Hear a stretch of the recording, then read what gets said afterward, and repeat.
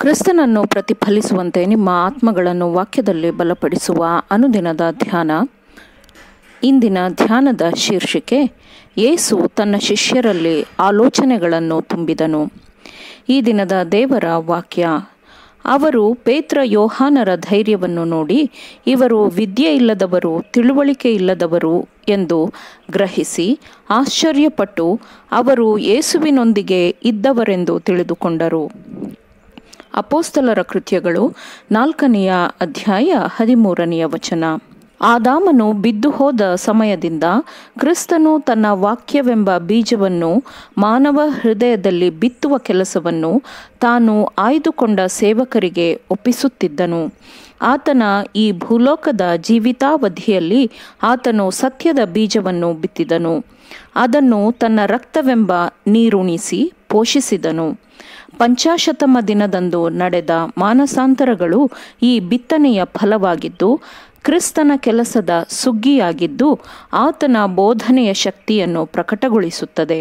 ಕ್ರಿಸ್ತನ ಶಿಕ್ಷಣದಡಿಯಲ್ಲಿ ಶಿಷ್ಯರಿಗೆ ಪರಿಶುದ್ಧಾತ್ಮನ ಅಗತ್ಯವಿದೆ ಎಂದು ಪರಿಶುದ್ಧಾತ್ಮನ ಕಡೆಗೆ ನಡೆಸಲಾಯಿತು ಮತ್ತು ಪರಿಶುದ್ಧಾತ್ಮನ ಶಿಕ್ಷಣದಡಿಯಲ್ಲಿ ಶಿಷ್ಯರು ತಮ್ಮ ಅಂತಿಮವಾದ ಅರ್ಹತೆಯನ್ನು ಹೊಂದಿಕೊಂಡವರಾಗಿ ತಮ್ಮ ಜೀವನದ ಕೆಲಸಕ್ಕೆ ಹೊರಟರು.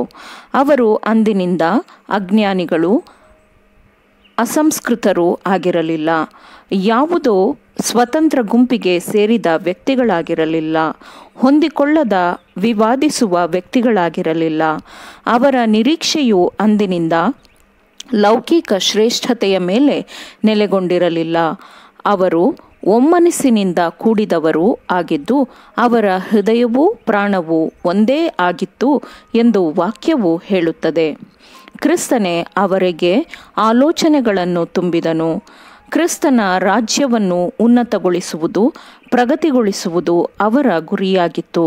ಮನಸ್ಸು ಮತ್ತು ಸ್ವಭಾವದಲ್ಲಿ ಅವರು ತಮ್ಮ ಗುರುವಿನಂತೆಯೇ ಆಗಿದ್ದರು ಮತ್ತು ಅವರು ಯೇಸುವಿನೊಂದಿಗೆ ಇದ್ದವರೆಂದು ಜನರು ತಿಳಿದುಕೊಂಡರು ಎಂದು ವಾಕ್ಯವು ಹೇಳುತ್ತದೆ. ಪಂಚಾಶತಮ ದಿನವು ಅವರಿಗೆ, ಅಂದರೆ ಶಿಷ್ಯರಿಗೆ, ಪರಲೋಕದ ಬೆಳಕನ್ನು ತಂದುಕೊಟ್ಟಿತು. ಕ್ರಿಸ್ತನು ಅವರೊಂದಿಗೆ ಇದ್ದಾಗ ಅವರಿಗೆ ಅರ್ಥವಾಗದ ಸತ್ಯಗಳು ಈಗ ಅವರಿಗೆ ಅರ್ಥವಾಯಿತು. ಅವರು ಹಿಂದೆಂದೂ ತಿಳಿದಿರದ ನಂಬಿಕೆ ಮತ್ತು ಭರವಸೆಯೊಂದಿಗೆ ಪರಿಶುದ್ಧ ವಾಕ್ಯದ ಬೋಧನೆಗಳನ್ನು ಅವರು ಸ್ವೀಕರಿಸಿದರು. ಕ್ರಿಸ್ತನು ದೇವರ ಮಗನು ಎಂಬುದು ಅವರಿಗೆ ಇನ್ನೆಂದೂ ಅನುಮಾನ ಪಡುವ ವಿಷಯವಾಗಿರಲಿಲ್ಲ, ನಂಬಿಕೆಯ ವಿಷಯವಾಗಿತ್ತು. ಕ್ರಿಸ್ತನು ಮಾನವತ್ವವೆಂಬ ಹೊದಿಕೆಯನ್ನು ಹೊದ್ದುಕೊಂಡು ಬಂದವನಾಗಿದ್ದರೂ ಅವನೇ ಮೆಸ್ಸಿಯನು ಎಂಬುದಾಗಿ ಅವರು ಅರಿತುಕೊಂಡರು ಮತ್ತು ದೇವರು ತಮ್ಮೊಂದಿಗಿದ್ದಾನೆ ಎಂಬ ದೃಢ ವಿಶ್ವಾಸದೊಂದಿಗೆ ಅವರು ತಮ್ಮ ಅನುಭವವನ್ನು ಲೋಕಕ್ಕೆ ತಿಳಿಸಿದರು. ಅವರು ಖಚಿತವಾಗಿ ದೃಢ ವಿಶ್ವಾಸದಿಂದ ಯೇಸುವಿನ ನಾಮದ ಬಗ್ಗೆ ಮಾತನಾಡಬಲ್ಲವರಾಗಿದ್ದರು. ಯಾಕೆಂದರೆ ಅವನು ಅವರ ಸ್ನೇಹಿತನೂ ಮತ್ತು ಸಹೋದರನೂ ಆಗಿರಲಿಲ್ಲವೇ? ಕ್ರಿಸ್ತನೊಂದಿಗೆ ನಿಕಟವಾದ ಸಂಪರ್ಕಕ್ಕೆ ಸೇರಿಸಲ್ಪಟ್ಟ ಅವರು ಕ್ರಿಸ್ತನೊಂದಿಗೆ ಪರಲೋಕ ಸ್ಥಳಗಳಲ್ಲಿ ಕೂತುಕೊಂಡರು. ಅವರು ಆತನ ಬಗ್ಗೆ ಸಾಕ್ಷಿ ಹೇಳುವಾಗ ತಮ್ಮ ಚಿಂತನೆ, ಆಲೋಚನೆಗಳನ್ನು ಎಂತಹ ಪ್ರಭಾವದ ಪ್ರಕಾಶತೆಯಿಂದ ತುಂಬಿಕೊಂಡಿದ್ದರು, ಧರಿಸಿದ್ದರು ಅಲ್ಲವೇ? ಆಳವಾದ ವ್ಯಾಪಕವಾದ ಕೃಪೆಯಿಂದ ಅವರ ಹೃದಯಗಳು ತುಂಬಿದ್ದವು. ಅದು ಅವರನ್ನು ಕ್ರಿಸ್ತನ ಶಕ್ತಿಗೆ ಸಾಕ್ಷಿಯಾಗಿ ಭೂಮಿಯ ಎಲ್ಲ ತುದಿಗಳಿಗೂ ಹೋಗಲು ಉತ್ತೇಜಿಸಿತು. ಕ್ರಿಸ್ತನು ಪ್ರಾರಂಭಿಸಿದ್ದ ಕೆಲಸವನ್ನು ಮುಂದುವರಿಸಿಕೊಂಡು ಹೋಗಬೇಕೆಂಬ ತೀವ್ರವಾದ ಹಂಬಲವು ಅವರಲ್ಲಿ ತುಂಬಿತ್ತು.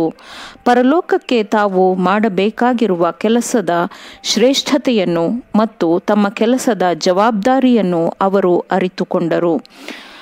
ಪವಿತ್ರಾತ್ಮನ ಬಲದಿಂದ, ಕೃಪೆಯಿಂದ ಬಲಗೊಂಡ ಅವರು ಶಿಲುಬೆಯ ವಿಜಯಗಳನ್ನು ಸಾರಲು ಉತ್ತೇಜನಗೊಂಡು ಹೊರಟರು. ಪರಿಶುದ್ಧಾತ್ಮನು ಅವರನ್ನು ಉತ್ತೇಜಿಸಿ ಅವರ ಮೂಲಕ ಮಾತನಾಡಿದನು. ಅವರ ಮುಖಗಳಲ್ಲಿ ಕ್ರಿಸ್ತನ ಸಮಾಧಾನವು ಪ್ರಕಾಶಿಸುತ್ತಿತ್ತು.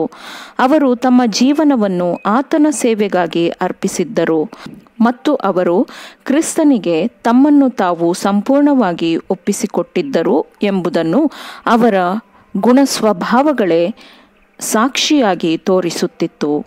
ಆಮೇನ್. ದೇವರ ವಾಕ್ಯಗಳನ್ನು ಆಲಿಸುವವರು ಮಾತ್ರವೇ ಆಗಿರದೆ ಪಾಲಿಸುವವರು ಆಗಬೇಕೆಂದು ನಿಮ್ಮನ್ನು ಉತ್ತೇಜಿಸುತ್ತೇನೆ. ಪರಿಶುದ್ಧಾತ್ಮನ ಸಹಾಯದಿಂದ ಆಲಿಸಿದ ನಿಮ್ಮೆಲ್ಲರಿಗೂ ಧನ್ಯವಾದಗಳು. ಮತ್ತೆ ದೈನಂದಿನ ಧ್ಯಾನಕ್ಕಾಗಿ ನಾಳೆ ಸಂಧಿಸೋಣ. ಆಮೇನ್.